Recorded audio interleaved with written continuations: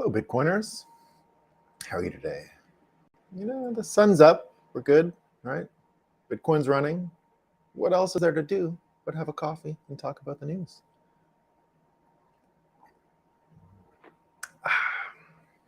I can smell the new blocks coming. I can smell them. Morning, McTinney. What's up, Dex? Muslim Bitcoiner asks if it's the sequel to Happy Birthday Hong Kong, You're Dead. In a way. And I got the Assalamu alaikum. Wa alaikum assalam. Namaste, Kevin says. Namaste indeed. Namaste. Pardon me, team, yesterday for the issues. We tried. The streak meant a lot to us. We wish we could have kept it going, but and we tried. We had some notes. We were in our hotel room in Montreal. My wife was still sleeping. She was willing to get up, you know, to not mind the occasion. But I thought I had rented the same room as last year, and I didn't, and it didn't have the extra space to do it. And then the Wi-Fi was just no good. So that was my final straw. I said, okay, I'm done, right? So next time we'll try again. We'll plan ahead. And, you know, because all my stuff is also American, like my cell phone and blah, blah, blah. When I go to Canada, I'm sort of a second-class citizen on the network, so I don't really have the 5G as one would hope. Anyway, blah, blah, blah. Who cares? I'm glad I'm back, and I'm glad you're all back. We got a great show. This is another one of those shows that might change your life. It might. We'll see. I think it will. You know, I'm a big fan of what we're going to talk about today. We're going to get into it. It's a bit of the alchemy stuff. I forgot to get his name, but I actually was inspired by this from a Joe Rogan clip that I saw of the guest he had on, I believe, Friday. And I wish I remembered his name. He was great, but he went through the alchemical philosophy a little bit. So it's one of the quotes going around today. So I thought I'd share it.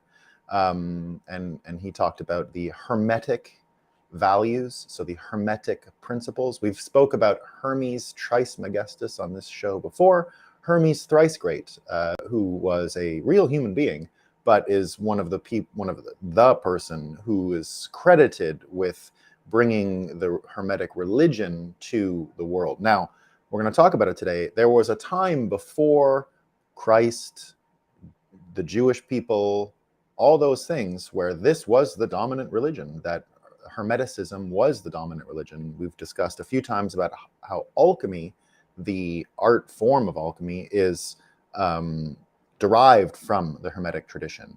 And it had nothing, yeah, Stephen Pressfield was his name. Yes, Stephen Pressfield, that's exactly his name. Yes, Stephen Pressfield. Don't know much about him. You know, I haven't seen the whole interview at all. Just sometimes those clips come through, and it was one of those clips that mentioned something that I was interesting. I rarely watch full Joe Rogan episodes. I'll do the clips, and if it looks interesting, I'll jump in and watch the full thing, sometimes in bits and pieces. But the interview, that it did actually cause me to watch a few more clips from the fella after I saw that, because he was talking about a subject that's dear to my heart. So we're going to talk about it. But first, Moscow time. What's the fakest news in the world today? There's a lot, right? So I don't want to go over some of the boring stuff, but this one's really great. You've got a Fox News story about the mother of a New York City heiress. So a rich New York family sent their daughter to college, but she came back with the woke mind virus. And we're not necessarily, like, I think the woke trajectory for civilization, as far as talking these things, the ending part sucks, but just getting people to talk about this and bubbling things to the surface is good. So I'm sort of proto woke, right, to get people to solve stuff. But as we'll talk about today, there's a pendulum to everything, and things can swing out of control at some time. So this girl came back from college, and it turns out her mother found a service which exists, deprogramming. You can send your kids now to get de-woked, and they'll help you. I mean, they'll counter program your brain to break the mythologies that are downloaded onto you in college. So I thought that was a pretty great thing, you know? I think that's a pretty fun story. Now, the Vatican is also calling, as of today, on Catholic institutions. I guess the Pope said it yesterday when they had their big thing. Catholic institutions and believers around the world to avoid investing their money in companies that produce fossil fuels. So the Vatican, as I said about, these pendulum things.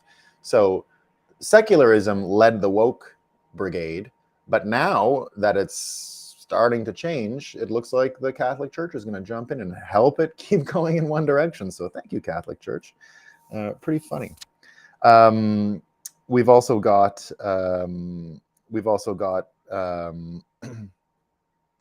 the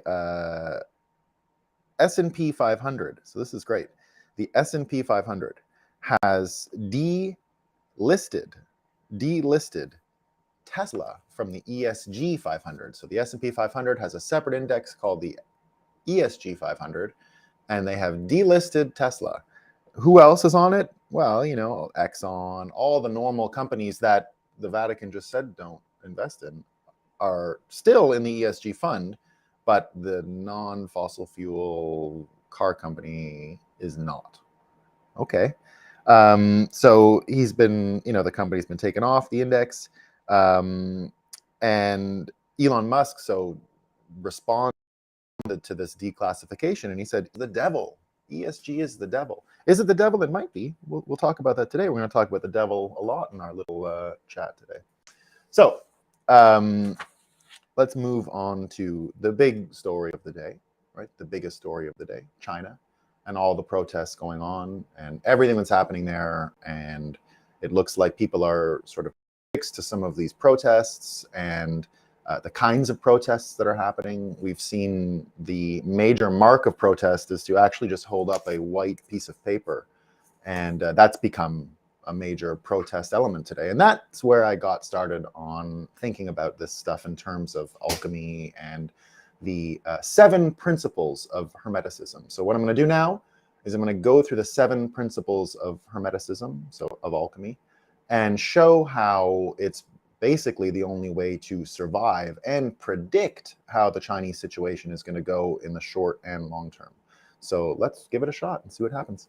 So first of all, and you can get this from the Stephen Pressfield interview with Joe Rogan, but it looks something like this. So these are the 7 principles of Hermeticism here, and then I'll put their Bitcoin analogies next to them, all right? So the first principle of Hermeticism is, and then we're going to apply this to the Chinese story each time, okay? So the first principle of Hermeticism is pretty simple. The whole world is mental. There's nothing physical, right? That everything exists on the mental plane, and that we as individuals are a manifestation of the God mind, and we are merely thoughts in the mind of God.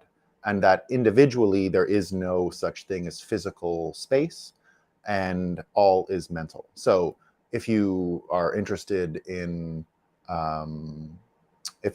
simulation theory, for example, it jives really well with Hermes' philosophy and Hermeticism, right? So that the world is mental, and that it is that it exists only on the psychological plane. And there's ins and outs to it, but that's it, right? There is no physicality, so forget it. It's all mental. And that really reminded me sort of at once what's going on with Twitter, right? And the normal media. When I see Twitter evolving the way it is, it almost is looking like a shared brain. Now, what I mean is, even the news, for a long time now, the news has really just been people talking on Twitter and then reporting it outwards in physical media and old-fashioned media, newspapers, TV shows. Even this show is entirely based on what happens on Twitter, right? I'm just sourcing material from Twitter and then arranging it in a certain way, and then we talk about it. The news that people watch nightly, the mainstream media, is more or less the same, right? They look at what's happening on Twitter. It was a lot easier to draw a straight line between the two of them when there was as much censorship on Twitter as there is on the media, but that's no longer the case. So you're starting to see a major divide between the two of them. And more importantly, the Twitter, the whole aspect of Twitter is becoming this sort of collective brain. And we know that on Bitcoin because, of course, the whole culture is propagated through Twitter. We've known that for a long time. And Bitcoiners have embraced Twitter as the forum to debate Bitcoin for a very long time. And it's a major part of how we've managed to come together and spread these ideas and do all those things, which is why it's so important that it's undergoing the changes that it's undergoing. And, you know, if you look at the reaction, so Glenn Greenwald has launched his new show on Rumble, and one of the things he's been honing in on and focusing in on is this difference between the way Elon is treated with Twitter now and the way the mainstream media sort of polices itself. And he said a few amazing things, right? So here's what he says. I said it in the, I said it, as I said in the video broadcast, having quote unquote journalists be the leading advocates for greater censorship, which they are, is as surreal as having the leading advocates of more cigarette smoking be cardiologists. It's a complete perversion of the values real journalists defend. And Elon did respond to that tweet from Glenn Greenwald and said exactly. Glenn described his video today and the launch and said that, he's been running test episodes for a limited audience, right? Let me just remind you that the actual Rumble show hasn't launched yet. And he goes into the monologue about, and it's titled, "The Media's Deranged Hysteria Over Elon Musk's Restoration of Free Speech." And Elon responded to that as well and said, "The American media would argue against free speech in America within the bounds of the law is an utter travesty. Shame on them, shame, shame, shame." Now, you can even go back to the Business Insider when it first, here's a nice contrast. This is from when it first covered Jeff Bezos buying the Washington Post in 2013. So here was their headline at the time. "Billionaire Jeff Bezos' Washington Post buy marks a fascinating cultural transition in America." Contrast that to 9 years later, "Elon Musk's attempt to buy Twitter represents a chilling new threat. Billionaire trolls taking over social media." I guess the only difference is Bezos is not much of a troll, right? Not much of a troll in the way he acts, but nevertheless, it's obvious that the difference is there, right? So within all of this stuff, right, Elon actually shared his vision for Twitter going forward. And he shared a deck that he's about to present, and he talks about recruiting, signups at an all-time high, active users at an all-time high, the daily active users past the 250 million mark, hate speech impressions are lower. Hate speech is, I guess he's helping fix it. And he listed a few other things there. And he also listed the roadmap for Twitter 2.0, and he underlines it's all about advertising as entertainment, which I've always thought is the future. You know, advertising as entertainment, or even advertising as compelling you to do something. You know, imagine a Bitcoin exchange, right? To get the ad out of the way, said something like, "What's the best way to store your Bitcoin?" And you had to choose, you know, cold storage, on exchange, with a third party in a yield farm. Right?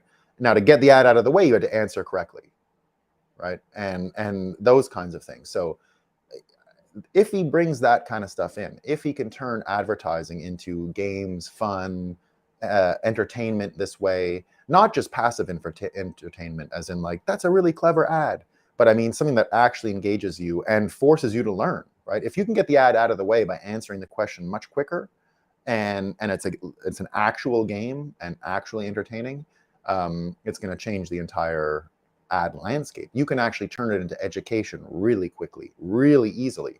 And I imagine Bitcoiners are going to be the first to embrace this, because we can start monetizing all of these things. And Bitcoin companies, I mean, that engage on Twitter would likely be the first to engage in this, because it can be educative, it can be engaging, everything that Bitcoiners dislike about passive advertisement engagement, or passive advertising that sort of shot at you like a cannon. This will totally change the format. You'll have people sort of engaging. But again, go back to the Hermetic principle here, that the whole world is mental and it is all psychological.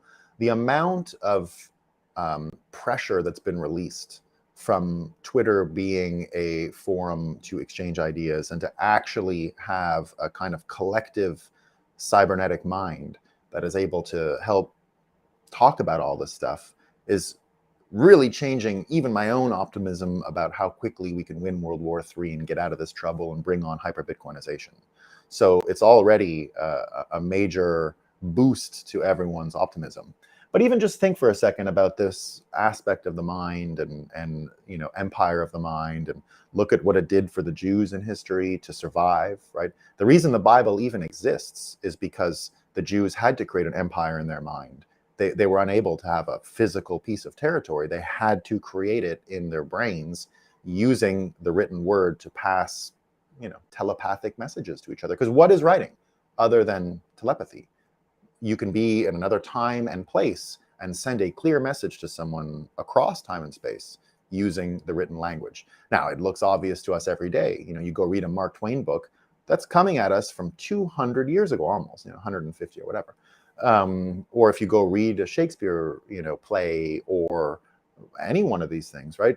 This didn't exist. This kind of, or at least at this scale, written words existed. But to have an empire with no land that was able to propagate itself with just the mind, right? Just its mind, and survive this long is proof positive that an empire of the mind is sufficient to keep going. Even look again at what's happening in China. Remember, I mentioned that protesting in China is now a blank piece of paper. The only way a blank piece of paper could ever be a protest, and in a very effective one. Imagine that's how embarrassing the Chinese state has become. That a blank piece of paper. How can you censor a blank piece of paper? Where do you go next, right? It's got to be a black piece of paper or something. But then obviously it never ends, right? Because this empire of the mind is there. And because the people do understand now, and it's propagated that this is there, it's impossible, right? Now, these are sort of important ways to understand that we don't need physical war, we don't need physical aggression. None of those things are necessary in order for things to change really quickly.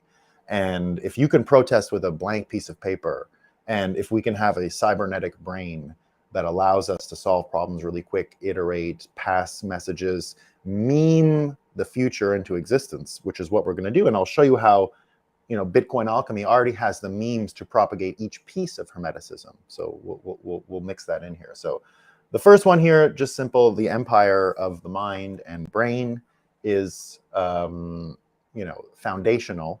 There is no physical world, similar to what is said in simulation theory. And we are now in a place where we can understand the benefit the Jews got from the Bible by having a place to create an empire in order to propagate memes and other things. And again, a blank piece of paper is proof that this is happening now, that this work is happening now. The next one here is about correspondence. And this is one of the ones that Hermes Trismegistus is most well known for. And that's as above, so below, as below, so above. And when you think about what that means, right? When you think about as above, so below, we can think of heaven and hell and all those other things. But Bitcoiners have it in this formula here, right? They have it in infinity over 21 million, that you can actually understand everything there is to understand in the world by a simple mathematical formula, infinity over 21 million, right?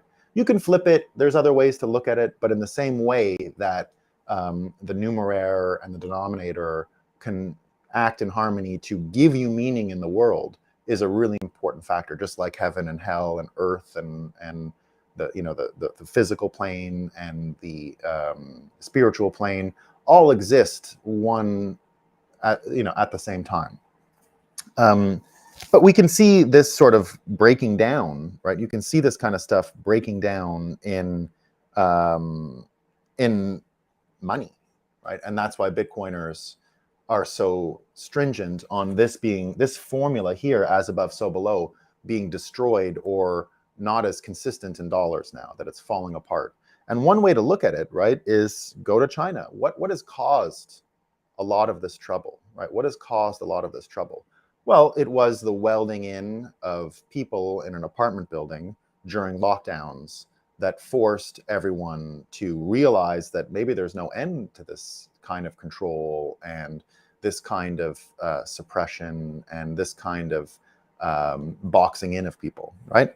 And we can see already that in order to respond to the protests, what did China do? What we said they would always do. They engaged their QR code social credit system and bricked everybody's phone who's been participating in this stuff. These flashes have turned into everyone's virtual wallets. You can't even enter buildings if you've already exited. You're forfeiting apartments if you participate in this kind of stuff.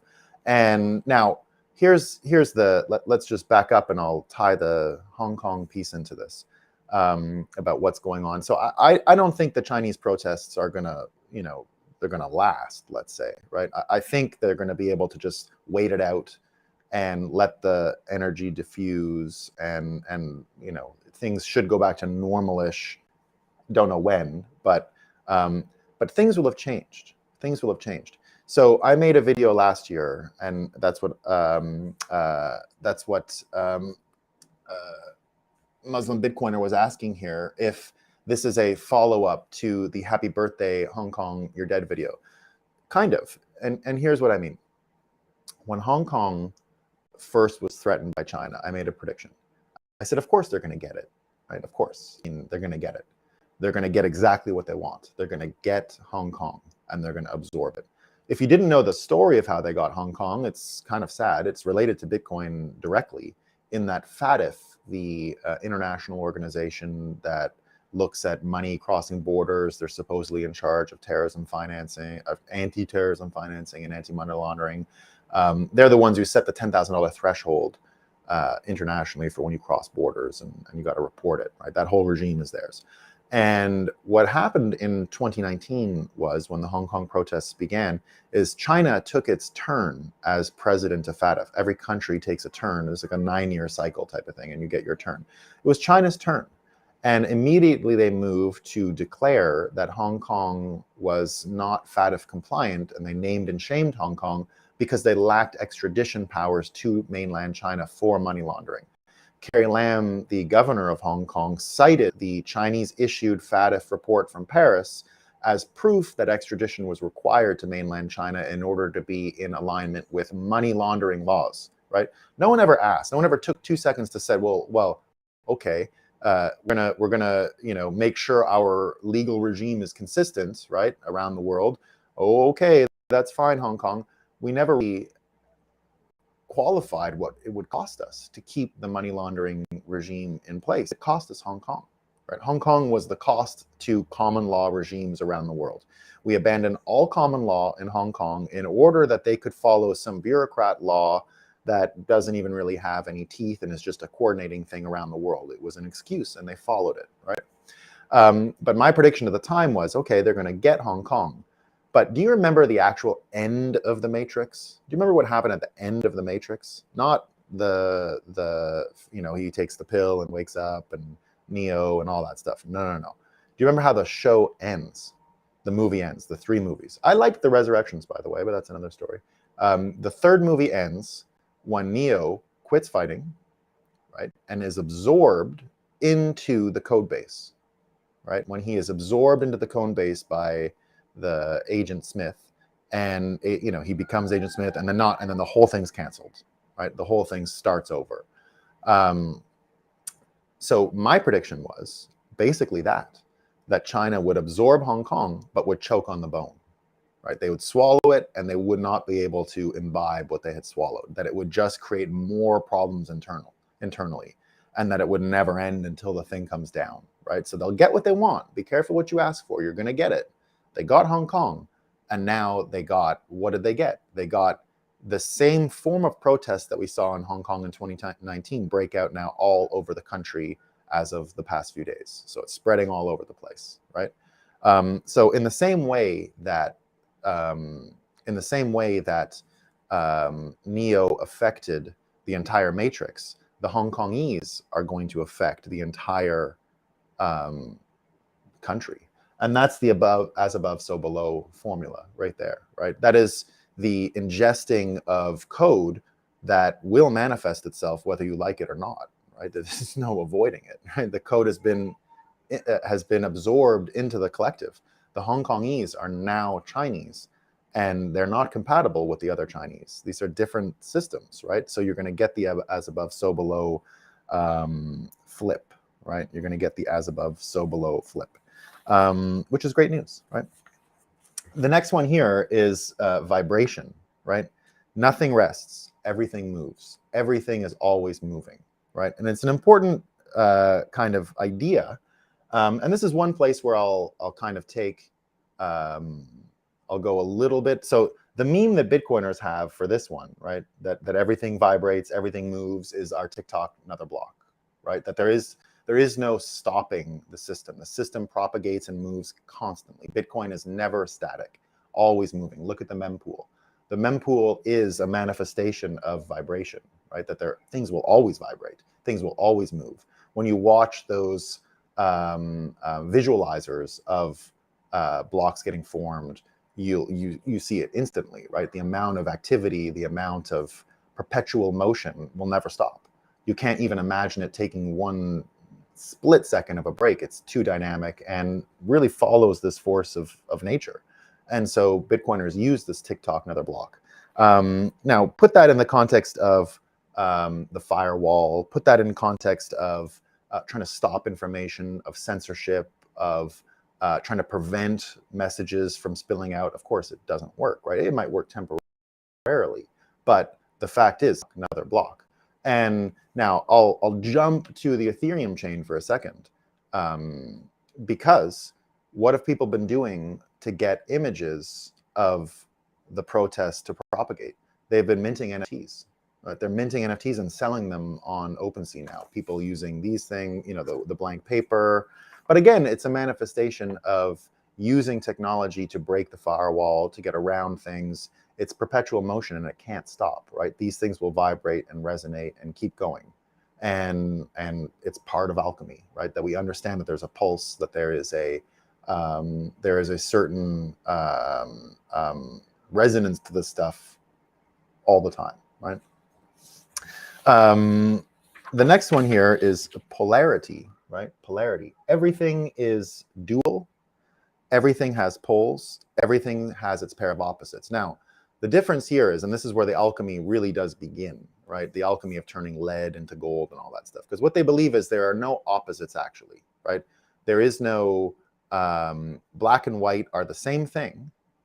They're just on a continuum, and they appear different, but they're the same, right? So I'll try to explain what that means. So everything has its pair of opposites. Like and unlike are the same. Opposites are identical in nature, but different in degree. Extremes meet. All truths are but half truths. All paradoxes may be reconciled. So the idea is that that while we, let's say the lead and gold, right? That the metals themselves exist in one continuum. The whole point of the vibration part, right? That like we said before, everything vibrates, everything moves, was that if you just tweak the vibrations to a certain extent, you'll get this polarity change. You'll get the change that is required to see that everything is the same, right? That one extreme could be the other with just a degree of change applied to it. And that's where some of this like turn lead into gold stuff happened. That part of it was a psyop against the Spanish Inquisition to say, oh, we're just playing around, turning metal into gold. Da, da, da. Of course, they also understood that they could manifest and change things through their own energy, their own focus, their own abilities harnessed over time, right? So that was a part of it too. The next one here, and that's the gender piece, right? That's the gender piece. When you look at, and this is one thing that, so right here, gender is everything. Everything has its principles, and gender manifests in all planes, right? So there is, everything is male and female. Not everything is a male or a female. Everything is male and female. And that gender itself is this spectrum that is manifested in all things, unavoidable. There is no neutral party, right? It is man or woman. and there is nothing else besides that, right? Now, have a look right away at what's going on in China and America from mainstream media points of view, right? So in Chinese media, all of the films right now, all media is focused on jingoism, on macho promotion of males in order to fight a war against America. You know, they had this Lake of Changjin, I guess it was. They've made 2 movies. They're the highest grossing Chinese films of all time. The Americans, which I'm fine with, you know, the Americans are the evil group in the movie, and the Chinese are the heroes, and you know, great. But really, a lot of people have been talking about this for a long time now, saying they're trying to promote a form of militarism. They're preparing their population to be militaristic. Now, take the other point of view in America, right? What is our Hollywood machine doing, right? They're replacing male stars in every story with female stars, right? It's always the same formula. Just take out the males, put in a female, same story, do your best. They're doing this again and again and again, right? So much promotion of all the gender politics, of all kinds of gender stereotype breaking storylines. So it looks at once like China and America are 2 opposite ends, but in some ways they're not representative of the actual population, right? You've got in politics where conservatives especially are trying to pump anger around gender, especially around the children cases. And we're not here to talk about that part, right? But what are they really suggesting, the conservatives? Are they suggesting that we go and tell parents how to raise their children, right? Like, I hope not. Now, that doesn't mean I like what's happening to the children. That's not it. What I'm saying is the answer can't be a bunch of parents tell other parents what to do, right? It's not going to work, right? It can't work. You know, even take Andreas Antonopoulos. Andreas Antonopoulos has been someone who's been promoting trans awareness, trans rights for a long time. And when it first came out, I was always like, when he was first coming out with that stuff, I said, I don't really agree with Andreas on this stuff, right? I was definitely more on the conservative side and saw problems, not as many as other conservatives would have, but I was a little more worried about things. But now seeing how it's used as a bludgeon against conservatives to blind them to anything else happening in the world, right? Oh, get angry about what's happening in this trans show, get angry about all this stuff. Again, put aside what's actually happening, right? I get it. I get why people would be upset. I get it. However, is the solution actually in this case just telling the parents what to do? It's not going to work, right? I thought the whole point of a lot of these conservatives was to not be in a world where we're telling everyone what to do. You know, like the conservatism that I agreed with when I was more on that side was simply this organizing model. I'm not the boss of you and you're not the boss of me, right? That's the side of conservative politics that I entered in order to change the way we saw those things, right? Now to see the whole trans issue completely exaggerated. I mean, completely exaggerated. Again, do not misunderstand me. I get that there are individual instances and problems around all of this stuff. Do not want to sexualize young people. That's not what I'm promoting at all, right? Not what I'm saying. I'm not asking anyone to accept it either, right? If people want to get angry about it, they're free to. But just remember, there are people who are profiting off the anger of this thing. Big time, right? What else is going on while everyone's angry about a drag show, right? A lot is actually going on. And now, again, I'm not here to tell anyone how to handle it. I'm here to say that when Andreas first flagged it as an issue he was not negotiating on, I didn't really get it. Now that we are here in this World War III situation, I get it, right? I get what he was saying.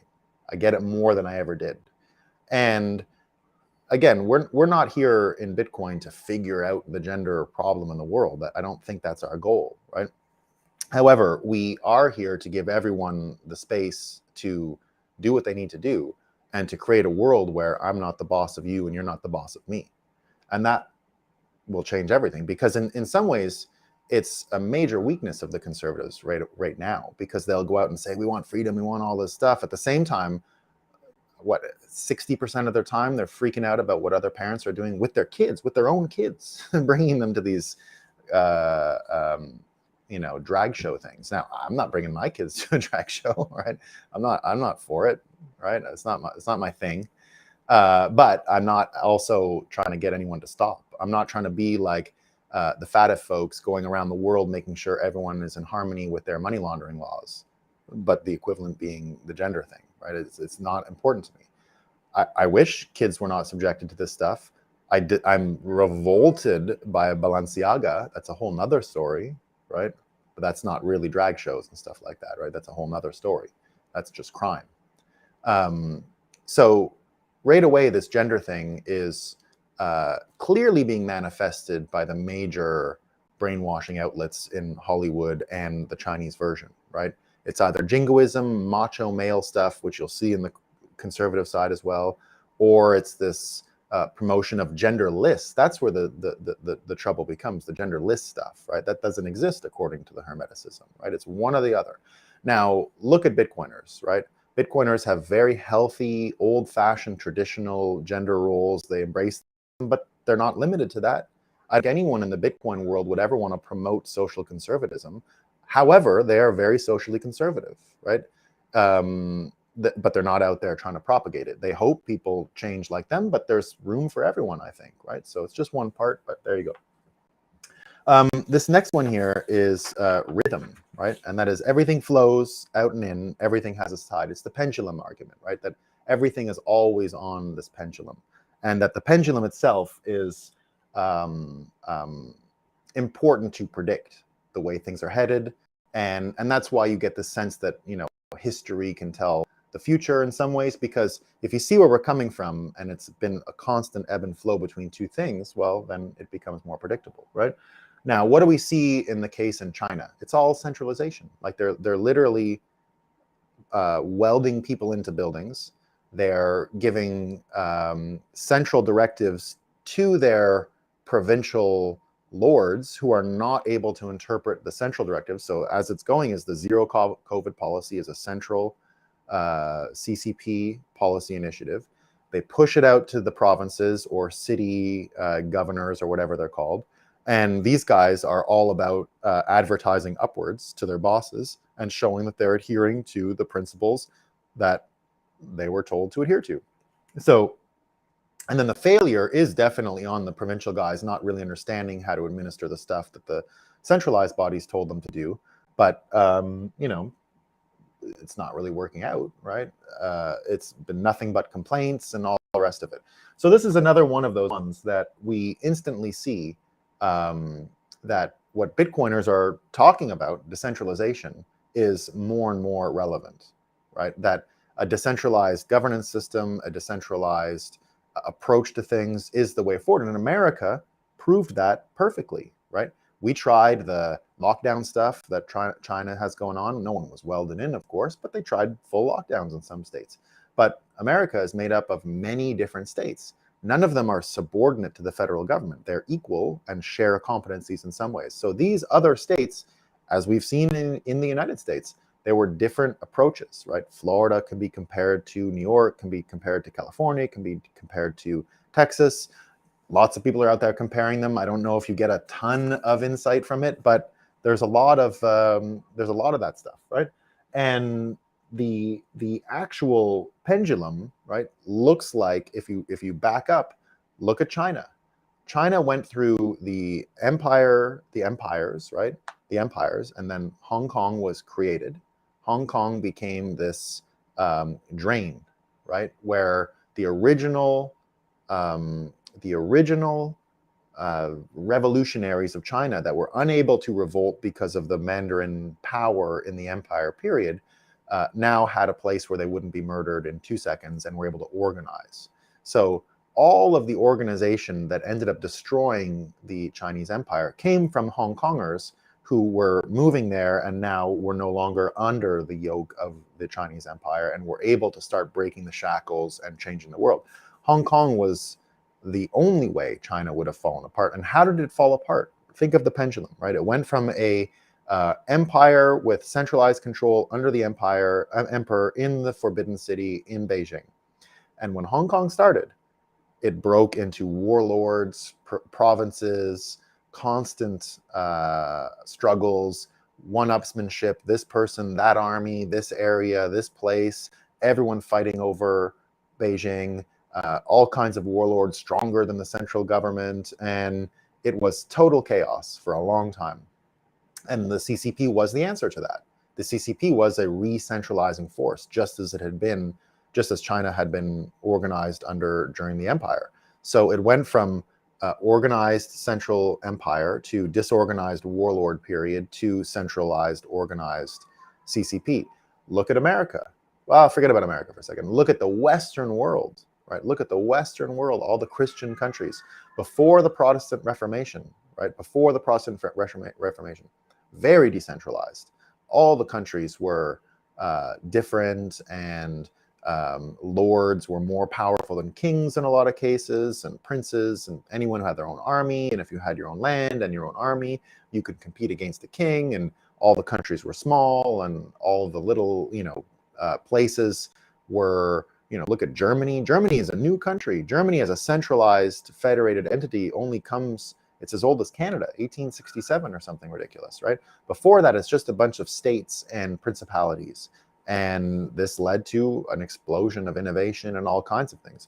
What ends up happening is the pendulum swings after the wars and everything these cause to a European Union, an attempt at centralizing what's going on in Europe.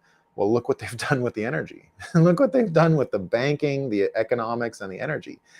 I mean, if that's not positive that centralization is a major problem for economic security and energy security, well, I don't know what else will be, right? Now, everything here works in contrast, right? So just like we've been talking a lot, how the contrast between SBF and FTX was really good for Bitcoin, right? Because right away you get everyone talking about self-custody, and you get everyone talking about not trusting a centralized entity and all these things. You're getting that same contrast again, right? The pendulum is showing us that all the ill effects of centralization are now sweeping into our lives. So it's a major, major problem. And that brings us to this last part here. This is called cause and effect, right? Cause and effect. That everything has a cause, everything has an effect. Everything happens according to law, and nothing happens according to chance. Chance is but a name for causation that can't be identified, right? Chance is just a name for causation that can't be identified.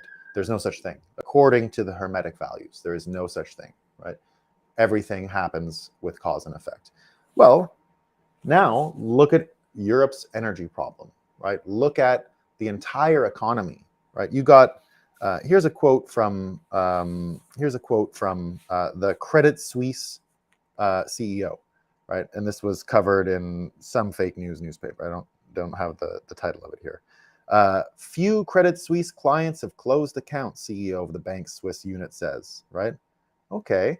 But Wall Street Silver did the actual work, and he underlined $88 billion in customer deposits have left Credit Suisse this quarter. They didn't close their accounts, he said, but most of them just left minimum amount in there. Reduce exposure. Nice spin from the CEO, right? But that's just one bank. How can they spin the trouble coming to European energy markets, the massive wealth transfer that's about to occur to energy companies from all of these people trying to keep their homes warm in Europe? The situation in China, right? Getting locked down. There's not a ton of COVID around. There's like one death or something. The economy just tanking. So here's where the prediction starts to change, right? Here's where the prediction starts to change, in my opinion. China, I think, is going to get through this, right? I think Xi can just wait it out and not worry. But remember, on this show, we've been covering a few different threads when it comes to China and Xi. Here's what we know. Here's what I say on the show all the time. Here's what we know. They are no longer orienting the country for economic growth. That has been the main principle of organizing China for 30 years now. That is gone. It's a pure authoritarian country now. No more economic growth. Why? Well, we know that the demographics are nowhere near what they said they are. They're much worse. Maybe only Xi and a handful of people really know that. I only know that because Peter Zihan and a few other people believe that and use that to make sense of what Xi is doing. So I'm not positive this is true, right? But it explains an awful lot. Now, that's just part of it, right? The other part of the economic collapse over there is going to be in the intense mismanagement of real estate, right? And the entire market falling apart. So when we talk again about the this part here, right, that everything sort of has this contrast and everything lives within the polarity, right? That everything lives inside of this polarity. You know, you look at what happens, and again, there it is with the Bitcoin folks, right? So, you know, the whole save your money, don't go into shitcoining, don't go into all that, is the kind of contrast that helps isolate what Clown World is all about and what changing your time preference is all about and saving your money. It's a pendulum thing again, right? Where we went from having all of this credit to being consumer societies, and now it looks like we're going to pull it back and be more, you know, savings societies that have a higher focus and appetite for quality items that aren't just hastily created for the dopamine effect of consumption. So the cause and effect here, you know, it turns into one of the best Bitcoin memes out there, which is have fun staying poor, right? That if you embrace these ideas, well, have fun. You know, the cause and effect. You went with this thing, you're going to get the results, poverty, right? Bitcoiners have that meme and use that meme really effectively to understand that if you take this set of ideas, there is a cause and effect there, right? You will also be poor, right? So Bitcoiners point that out all the time. We've got that in the contrast, the Clown World piece. We've got that in decentralization. We've got that in have fun staying poor. We've got that in TikTok next block, right? We've got that in this whole idea of as above, so below, that we can actually understand the world better by being able to see it that way. And that the world is this empire of the mind, and that Bitcoiners don't have to be in charge of a country and a navy and an aircraft carrier in order to take over the world, right? We can actually do it just by propagating the empire of our mind. And we have the memes that fit with alchemy, right? They fit with the Hermetic principles. Our memes fit with the Hermetic principles and could be a return, a signaling of a return to this type of religiosity. Now, I think this religiosity does live in harmony with other Judeo-Christian religions, for example. I think Christianity, Islam, Judaism all live in harmony with Hermetic beliefs. We just don't necessarily learn it that way. But I don't think that they are mutually exclusive by any means. But there you go. We've got the memes to be alchemists, not the memes, the memes to be alchemists. And we can actually create a new world with just this formula, right? Just this formula. So there you go. Everyone needs to read Stalking the Wild Pendulum. Yeah, I'll check that out, Dex. Tangible world is movement, precisely. Yeah, precisely. James Gant. Muslim Bitcoiner. Bitcoin made me come to my religion. I think you're going to hear a lot more of that. Yeah, I think you're going to hear a lot more of that over time. Bitcoin Graffiti says 1 over Clown World plus planet Earth equals infinity. Yeah, that's a good formula. I like that.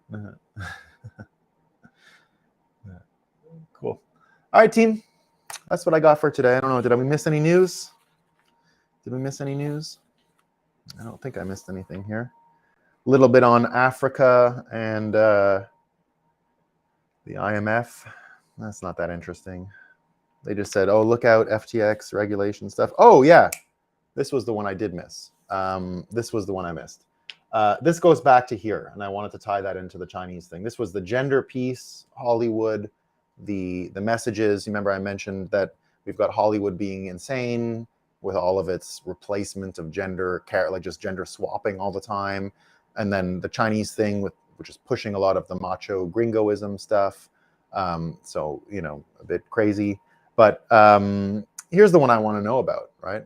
And here's going to be a really good test for American corruption, right? Will LeBron James and the other people who get Chinese money ever speak out about what's going on? I don't think so. I might be wrong. LeBron James might have tweeted this morning already, right? But I don't think so. I think you're going to see the celebrities from this world, right, completely abandon the Chinese, completely abandon them here, right? I think you're going to get a lot of Americans definitely on the side of the Chinese protesters, but I don't think you're going to get the corporate guys who are so ready to go, you know, piss on Oman all day, right? Oh, where's your rainbow shit? You know, like, you're not going to get those guys. The ones who are so prepared to laugh at Oman for hosting and get angry about Oman hosting the World Cup, they're not going to say shit. Nothing. Zero about what's happening in China. They're not going to say one word. And I predict LeBron James will say zero, right? He said we is not educated about the world. Remember, he said we is not educated. And I think we is not. So at least in his world. So there you go. Greg Hoffmeister says, glad I found your channel. Nice work. Thanks, Greg. Clown World goes to 0. All right, team. Peace. Have a great day. See you this afternoon. Bitcoin Magazine YouTube channel.